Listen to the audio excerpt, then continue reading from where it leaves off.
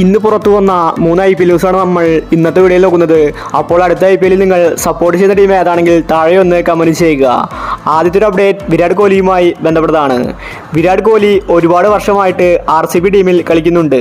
പക്ഷേ ഇതുവരെ RCB ടീമിന് കപ്പ് നേടാൻ സാധിച്ചിട്ടില്ല. കോഹ്ലി ഈ T20 വേൾഡ് കപ്പോടെ T20യിൽ നിന്ന് വിരമിച്ചിട്ടുണ്ടായിരുന്നു.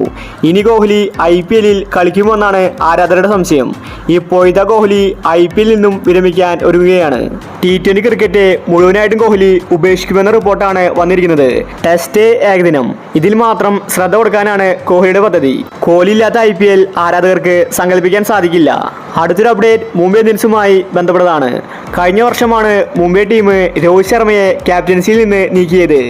ഇതിന് പിന്നാലെയാണ് രോഹിത് ശർമ്മ ഇന്ത്യൻ ടീമിന് T20 വേൾഡ് കപ്പ് നേടിത്തന്നത്.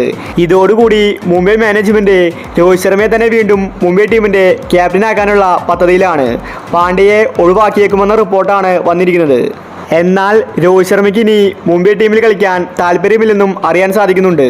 ഒരുപക്ഷെ മുംബൈ ടീം വിട്ട് പോയില്ലെങ്കിൽ രോഹിത് ശർമ്മ തന്നെ വീണ്ടും ക്യാപ്റ്റനാകാൻ സാധ്യത കൽപ്പിക്കപ്പെടുന്നുണ്ട്. രോഹിത് ശർമ്മ അതിന് സമ്മതിച്ചാൽ IPL 2025 രോഹിത് ആയിരിക്കും മുംബൈയുടെ ക്യാപ്റ്റൻ.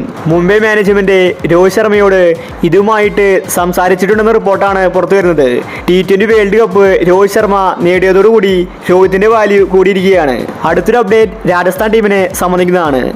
സഞ്ജുവിനെ വലിയ പണിയാണ് കിട്ടിയിരിക്കുന്നത്. ഇതുവരെ സഞ്ജു രാജസ്ഥാൻ ടീമിനെ നല്ല രീതിയിൽ മുന്നോട്ട് നയിച്ചു. എന്നാൽ ഇപ്പോൾ IPL 2025 ബട്ട്ലർ ആയിരിക്കും രാജസ്ഥാന്റെ ക്യാപ്റ്റൻ എന്ന റിപ്പോർട്ടാണ് വന്നിരിക്കുന്നത്. സഞ്ജുവിനെ ഒഴിവാക്കുകയാണ് രാജസ്ഥാൻ.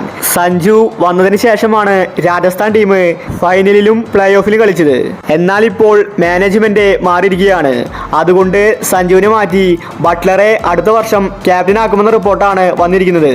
ഇനി സഞ്ജു IPL ക്യാപ്റ്റൻ അല്ല, മറിച്ച് ബാറ്റ്സ്മാൻ മാത്രമായിരിക്കും. അപ്പോൾ ഇത്തരം IPL ന്യൂസിന് വേണ്ടി ഈ ചാനൽ മറക്കാതെ സബ്സ്ക്രൈബ് ചെയ്യൂ.